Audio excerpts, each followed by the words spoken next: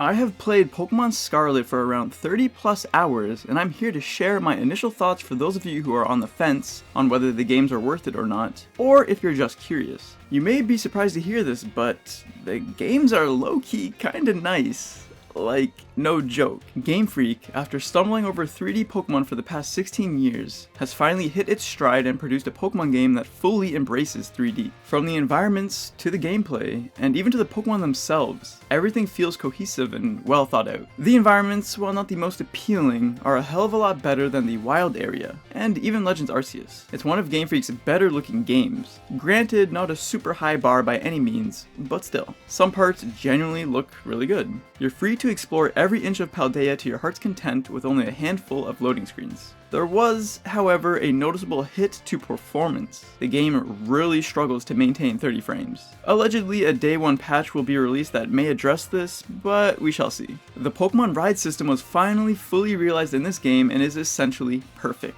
You can jump, swim, fly, and climb seamlessly. And the box legend feels like a genuine member of your team instead of some random Pokemon you call upon from time to time. You can effortlessly explore the 3D environment and you aren't hampered by 2D elements that held back some of the older 3D Pokemon games. The Pokemon, for the first time in a long time, finally feel new and fresh. Basically, every single one got a new coat of paint with their textures, showing off more, well, texture, like hair or scales depending on the Pokemon. Some Pokemon are also rocking updated models and look fantastic. It feels like a home console Pokemon game as opposed to a ported 3DS title. Pokemon can also be seen doing various things in the overworld, like spiders dangling from trees, or crocs bathing in the sand. These seemingly small additions enhance immersion a great deal and contribute to the world building, as well as fleshing out the monsters themselves to make them appear more like believable creatures instead of lines of code. The new Gen 9 Pokemon are pretty good, with some interesting designs and concepts. Fuecoco and his evolutions are the best fire starters since Gen 4.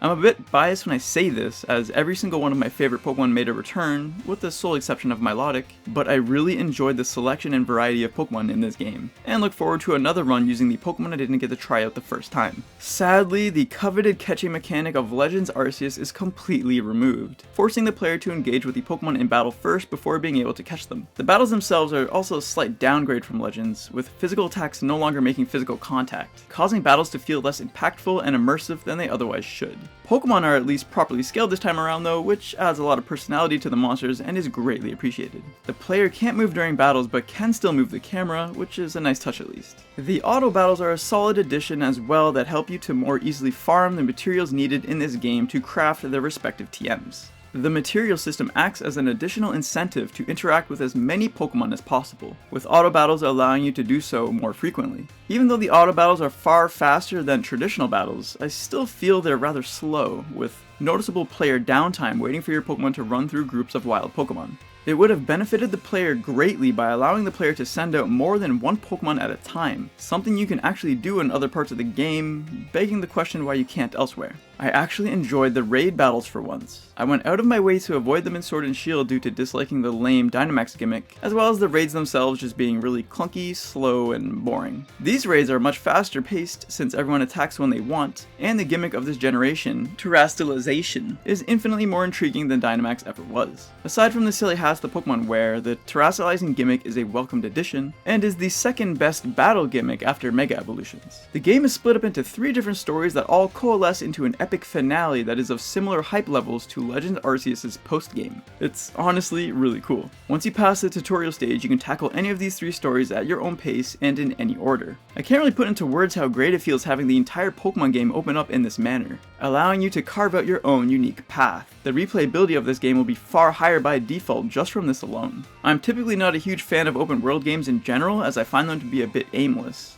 but Pokemon Scarlet and Violet have just enough littered all throughout the map to constantly make you feel engaged and ready to tackle the next challenge. As for the 3 stories themselves, they are rather simple, but that plays to their strengths a lot of the time. They're relatable and have a warm genuineness to them. The weakest one was the Team Star mission, but even that has its merits. A pleasant surprise was that Gen 9's Ami gimmick, the picnics and sandwich creation, are actually tied into the main campaign instead of being an isolated feature, further contributing to the cohesiveness I mentioned earlier. The post-game is rather light, and from what I've seen so far, the Battle Tower has been completely removed, which is beyond disappointing since I was hoping to challenge the Battle Tower with my girlfriend, assuming they even brought that ability back. But nope, instead they just removed the entire thing.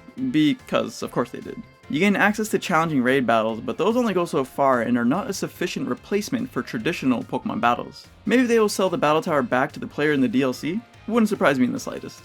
One very disappointing thing is that this game finally removes the battle style option, meaning you are forced to play with the shift style where, after you knock out a Pokemon, the game tells you what Pokemon is coming out next and gives you an opportunity for a switch advantage. Not only does this take away a bit of the surprise with what Pokemon comes out next, but this effectively lobotomizes the game, arguably making it one of the easiest Pokemon games if you were to use the mechanics that devs are forcing you to use. We'll probably get one or two comments pointing out that you can just skip the prompt. While, yeah, you can, that's completely beside the point. The point is you shouldn't have to in the first place. It's very annoying having to do it for the entire game, especially when you don't have to for literally every other Pokemon title. This is an objective downgrade for players who don't need or want to break the game by abusing free switch advantages. I did find the game decently challenging by ignoring Game Freak's intrusive and frustrating handholding, especially in the latter half. It's just unfortunate that annoying prompts accompany and detract from an otherwise enjoyable experience. Experience share still can't be turned off, and the horrible affection mechanic from Brilliant Diamond and Shining Pearl returns, but was thankfully toned down considerably since I only benefited from it a single time in my 30-hour plus run.